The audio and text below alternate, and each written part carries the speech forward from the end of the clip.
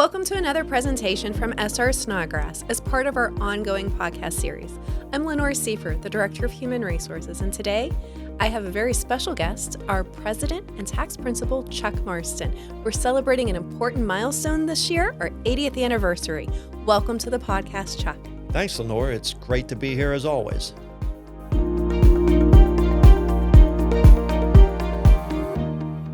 Glad to have you here and really excited about today's podcast for a couple of different reasons. It's the beginning of our new season, 2026, first podcast of the year, and it's a very important milestone for Snodgrass, our 80th anniversary. And I have to say, what do you think of the studio here? Yeah, the studio looks great. I'm so glad to be here. Everything looks wonderful. Yeah, really excited for this new podcast season and really to celebrate our 80th anniversary. I thought it would be great if we could get started by just kind of hearing a little bit about, your journey in Snodgrass and kind of what you've seen along the way. So I'm sure you have many stories you could tell, but maybe that would give our viewers a little bit of a background to hear just a little bit about how did we get here? 80 years. Well, I wasn't here for all 80, but I was for about 30 of them. And things are much different from when I started here 30 years ago. Not just the world itself, but our firm. We're obviously much bigger, and it's been a wonderful 30 years.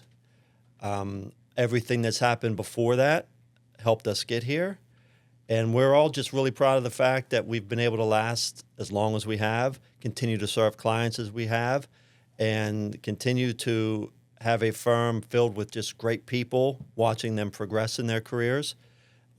It's been a great 80 years for us, great 30 for me, and we're looking forward to 80 more. Chuck, thanks for that perspective. If you were talking with our clients and advising them on how to run a successful business that continues of 80 years, what kind of advice would you give them? Well, first off, I would say that I learn a whole lot more from our clients about how to do that than I would like to, or than I think I could probably give them.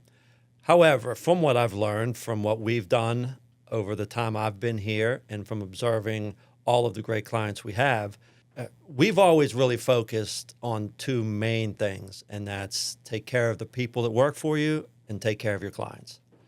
And while there's a whole lot involved with having a firm for 80 years, if you take care of those two things, things work out, and typically you can be in it for the long run.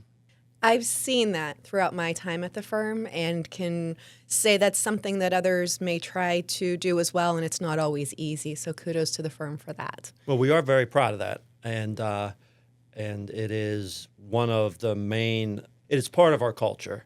It has always been part of our culture, and as I say, we're all very proud of that. What else comes to mind with that? Any other suggestions, advice, any other guidance you'd give? Oh, just to remain who you are.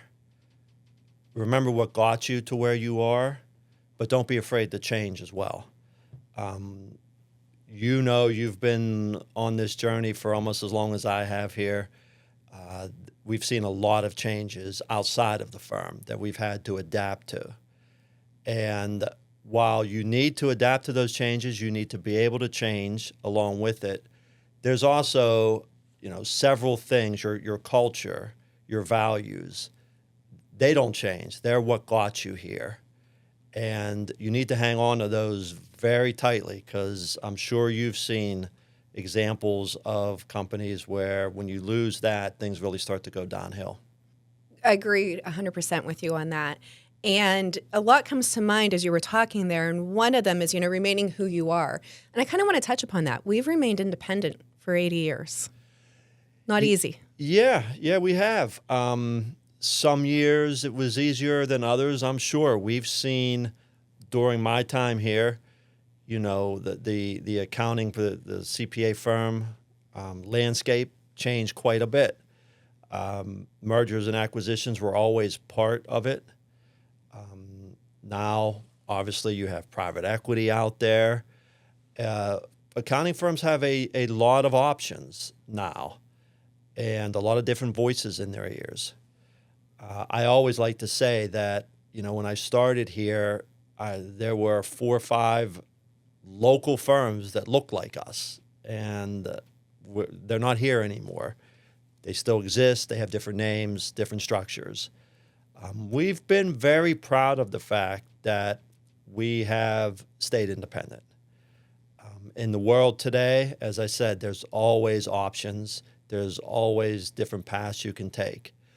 We believe we're on the right path, and we believe it's best for us, best for our clients, and best for our employees. Thanks for sharing that. That's great perspective, and to hear about how important that is to us as a firm as well. One of the other things you had mentioned was about how the world is constantly changing, and we've seen so much of that. How do you, especially as president, how do you adapt to that? What's your approach there? Well, as a firm, we've been lucky in some ways there. When I first started here at the firm, there was always a very strong emphasis on technology.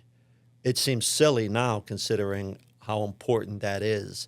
But 30 years ago, while technology was important, a lot of firms looked at it as just an expense line, where our firm has always looked at it as one of the most important things we can do to go back, be good to our clients, and be good to our people. So, when the world changes, for instance, we all saw COVID hit.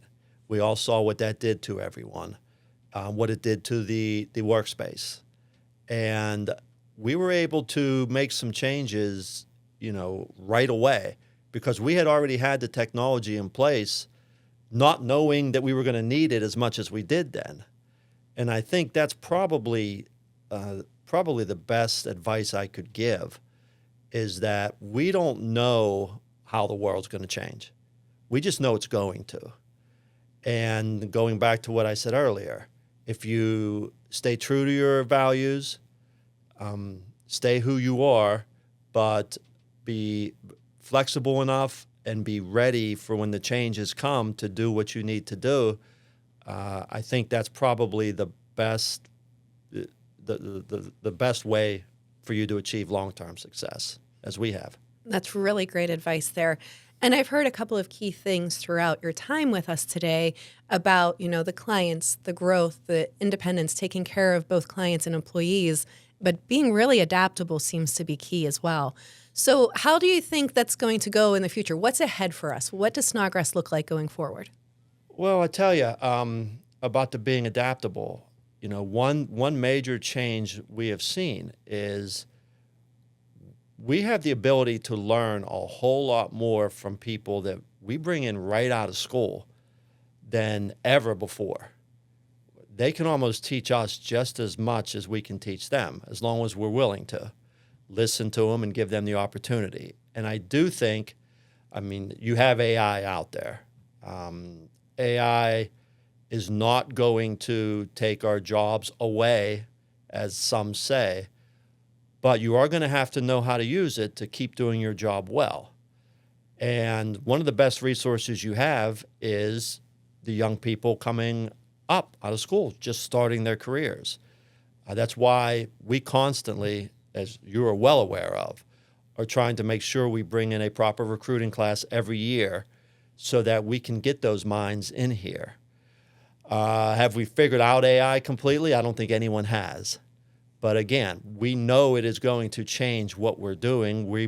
We are committed to staying flexible and adaptive, being ready to make those changes and bringing the right people in here and listening to the right people so we can figure out what they are. Chuck, that's, again, great perspective and exciting to hear all of that and how important it is to stay up to date and how much we value our employees, especially those, including those new ones that we bring in too. Anything else you'd like to add as we wrap up here? Well, just that I am very, very proud and humbled by the fact that we have been here 80 years, and I've been a small part of that. We expect the next 80 to be even better.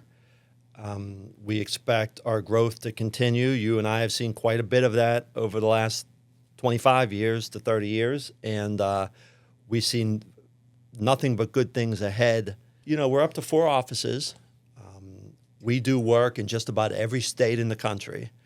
So we are certainly looking to expand on that, and We see opportunities all over the place, and we feel like we are in a great position to be able to capitalize on those and continue to grow this firm. And then, we've talked about our employees, but really one thing that has really helped us last 80 years, helped make us so successful, are our clients. We value those relationships, like gold. They are more than just who we work for. They are just as much as our employees, the lifeblood of our firm. They are what makes us be around for 80 years. And that's something that I don't think as a firm we will ever lose focus on, and we'll continue to have those relationships. And as I said, we'll see what the next 80 years brings, but it looks pretty exciting to us. It really does. I'm excited to be here for the ride and to see everything that comes in the next few years. Thanks for joining me today. Absolutely. Thanks for having me. Thanks for joining us today. Be sure to follow us on LinkedIn and subscribe to our podcast series so you can be sure to hear more from our experts.